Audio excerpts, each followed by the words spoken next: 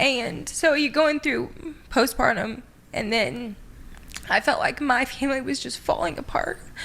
And yeah, my siblings and my parents and all this stuff was super hard at that time. And so I came to a point where I was just like, what is even real? What do I believe? Like, all this stuff.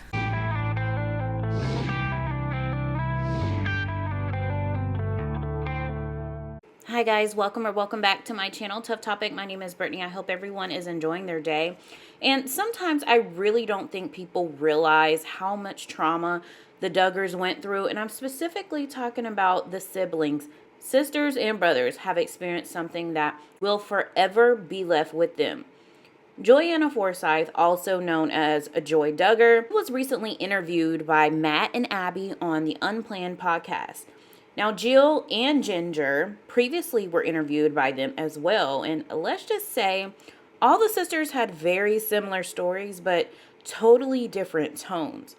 So I really wanted to point out some shocking discoveries during this discussion, and I could really tell that Joy was holding back a lot of things she truly wanted to say, and I'm pretty sure there's reasons for it. But one of the topics were what it was like in the dating phase. She did hit a few memories about her and Austin.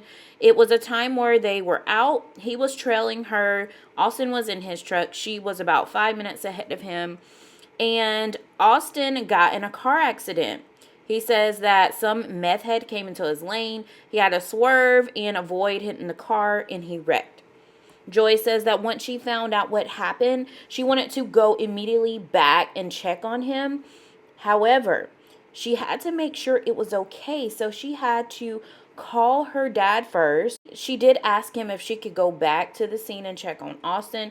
Keep in mind there weren't any chaperones or anything, and that was just forbidden. She said that Jim Bob said she could, but he would have to wait for him to get there, and he will meet her over there. And I'm like, what?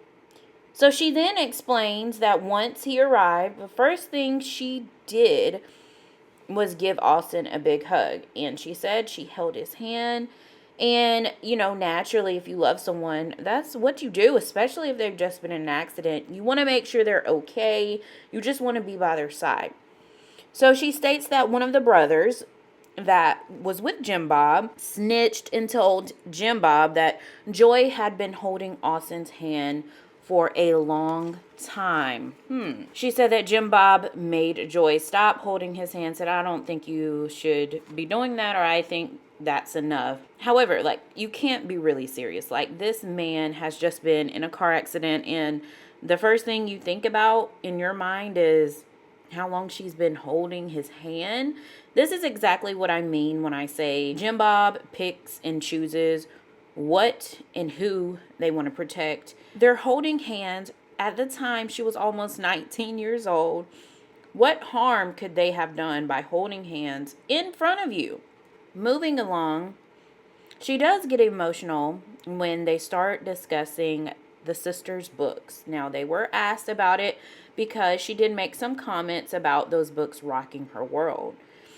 So after she gets emotional, she starts talking about how she was going through postpartum depression at the same time of those books coming out.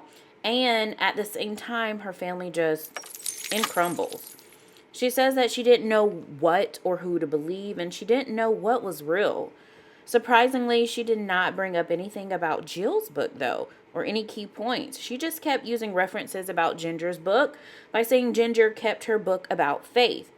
She says that her parents never preached if you don't do these things or follow these principles, you will not be accepted by God. But that's actually opposite of what Ginger and what Jill said in her book.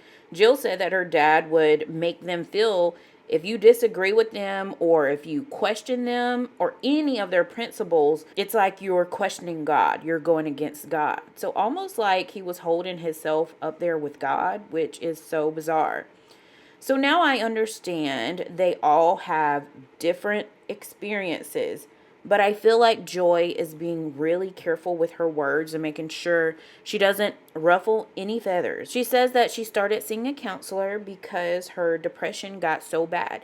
So technically she wasn't diagnosed by a doctor, about her postpartum depression. She just went to a counselor from her church. So it's really sad because I feel like Joy will purposely withhold her true feelings so that she won't be on the outs, kind of like how Jill did.